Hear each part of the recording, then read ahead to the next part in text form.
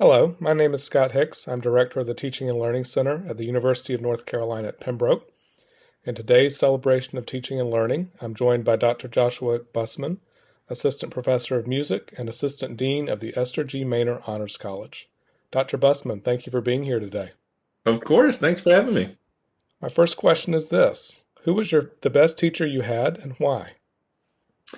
Well, I thought about this for a while. I feel like I've had so many great teachers over the years, but the one that came to mind for me was Dr. Osterfield, who was my undergraduate teacher in music composition. And I think there was a couple of reasons for that, but primarily it was because teaching music composition is a weird thing. It's a creative act, and so it can be sort of dicey. And I found it such a sort of liberating possibility that I could take a class where the point was not to sort of make me think more like the instructor, but the point could be to make me think more like myself. And so one of the things I loved about Dr. Osterfield, Dr. O as we called him, is that Dr. O was always trying to get us to write music that we wanted to write and to write it as well as we could. And I think at the time, especially, in early undergrad, when I was taking those composition lessons alongside so many sort of gen ed curriculum classes or other classes outside the major, I saw that as such a breath of fresh air, as this sort of aberrant thing in my curriculum experience. And I think the longer I go, the more I think of that as maybe the goal of all teaching. that what I want to do in any class that I'm teaching is to enable students to sort of use the materials of the class, not to sort of think about the material the way that I think about the material, or to create some sort of overarching, curriculum or content-based goal, but to use the tools that we're exploring in class to maybe find what they think and to explore what they're feeling about a particular topic. So, what does it take to be a good professor in higher education in 2021?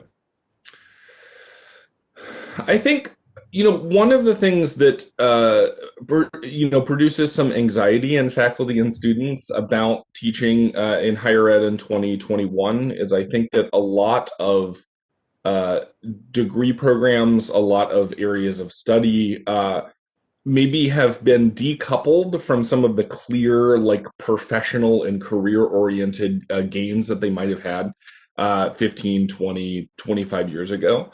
I often hear this, especially from honor students, especially those who are doing their senior thesis or so coming to the end of their career here at UNCP, is this idea that they maybe thought that college degree was going to be this key that opened a room just full of jobs, and I think that obviously produces a certain kind of anxiety, right? Our students are contending with very real material anxieties, and I think that that's something that's good to keep in mind.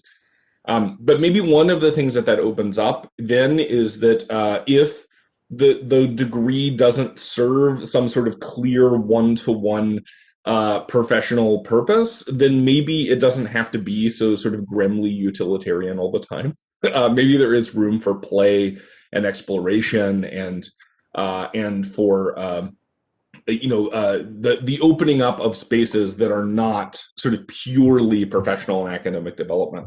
And so I think, again, on that, in the sort of senior thesis, I feel like so often I'm telling people, like, look, if you're worried that studying or undertaking this particular project is not going to translate into some sort of clear payoff, then, like, why don't you pick one that you would enjoy doing, that it would be worth pursuing, sort of regardless of the payoff.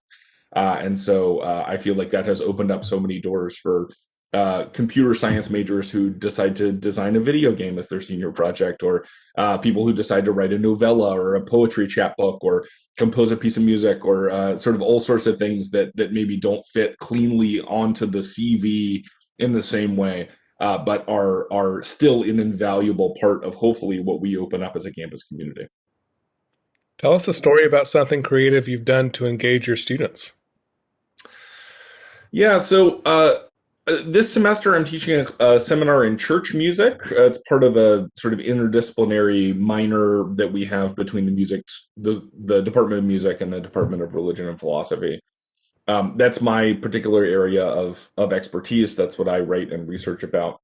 And I think in the past, one of the things that I would try to do is maybe think about, okay, well, is there some way that I could bring a guest lecturer to campus, or to think about some way to sort of engage the material outside of just reading and lecturing and that sort of thing.